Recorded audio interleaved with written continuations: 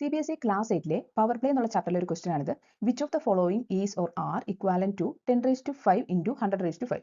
ഇവിടെ രണ്ടിന്റെയും exponent same ആണ്, 5 ആണ്. അപ്പോൾ നമുക്ക് ഏതിലോ യൂസ് ചെയ്യാം? n⁴ into m⁴ is equal to n into m the whole raise to a. അപ്പോൾ 10⁵ ഇൻറ്റു 100⁵ എന്ത് വരും? 10 ഇൻറ്റു 100 ഹോൾ റേസ് ടു 5, അതായത് 1000⁵.